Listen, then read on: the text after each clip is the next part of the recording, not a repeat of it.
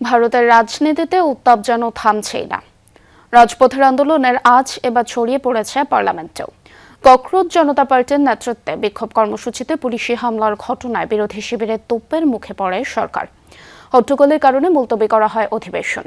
এদিকে পুলিশি কড়াকড়ি সত্ত্বেও মঙ্গলবার যন্তর মন্তরে অবস্থান কর্মসূচি চালিয়ে যাচ্ছে সিজেপি। সিলন টি রপ্তানিতে শীর্ষে। মঙ্গলবার সকাল থেকে দিল্লির যন্তর মন্তরে অবস্থান নেয় ককরোচ জনতা পার্টির নেতাকর্মীরা।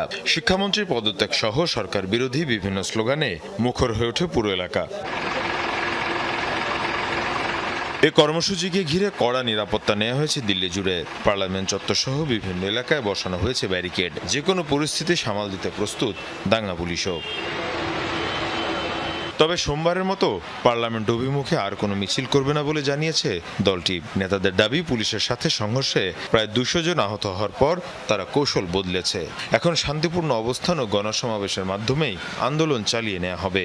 এদিকে আন্দোলনের প্রতি সংহতি জানিয়ে অনশন চালিয়ে যাচ্ছেন সমাজকর্মী সোনম ওয়াংচুক। আমাদের উপর পুলিশ যেভাবে নির্যাতন চালিয়েছে সেটা দেখে সোনাম ওয়াংচুক কোনোভাবেই অনশন ভঙ্গ করবেন না। তার শারীরিক অবস্থা খুবই খারাপ, কিন্তু তারপরও তিনি পুলিশি নির্যাতনের প্রতিবাদে এই অনশন অব্যাহত রাখার ঘোষণা দিয়েছেন। সোমবার পার্লামেন্ট ভবনের দিকে হাজারো আন্দোলনকারী এগোতে চাইলে দিল্লি পুলিশ টিয়ার গ্যাস, লাঠিচার্জ এবং ব্যাপক ধরপাকড় চালায়। আন্দোলনকারীদের অভিযোগ, শান্তিপূর্ণ কর্মসূচিতেও অতিরিক্ত বল প্রয়োগ করা হয়েছে।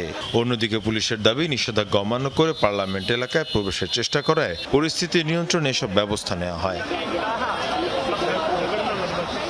এদিকে ককরোচ জনতা পার্টির কর্মসূচিতে পুলিশি বাধা এবং হামলার ঘটনায় তোলপাড় চলছে পার্লামেন্টে। গণতান্ত্রিক চর্চায় হস্তক্ষেপের অভিযোগে বিরোধী দলের তোপের মুখে পড়ে সরকার। পরীক্ষা প্রশ্ন ফাঁস, আন্দোলনকারীদের উপর পুলিশের অভিযান সহ একাধিক ইস্যুতে সরকারের জবাব দাবি করে বিরোধী শিবির। বর্ষাকালীন অধিবেশনের প্রথম দিনই হট্টগোলের কারণে মুলতবি করতে হয়।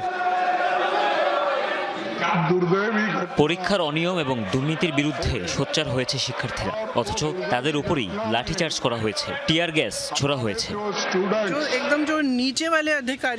তরুণদের সঙ্গে এমন আচরণ কোনোভাবেই গ্রহণযোগ্য নয়। প্রতিবার তারা কোনো পরীক্ষার জন্য খরচ করলে অনেক ক্ষেত্রে তাদের বাবা মাকে ঋণ নিতে হয়। তারা নানাভাবে সংগ্রাম করেন, কোচিং সেন্টারে যেতে হয়, নানা ধরনের প্রস্তুতি নিতে হয়। শুধু একটি উজ্জ্বল ভবিষ্যতের আশায় তারা অসীম কষ্ট সহ্য করে। পরীক্ষা দুর্নীতির প্রতিবাদে শিক্ষামন্ত্রীর পদত্যাগ এবং আমূল শিক্ষা ব্যবস্থা সংস্কারের দাবিতে শুরু হয় এই আন্দোলন। মীর মুশফিকা হাসান, যমুনা নিউজ।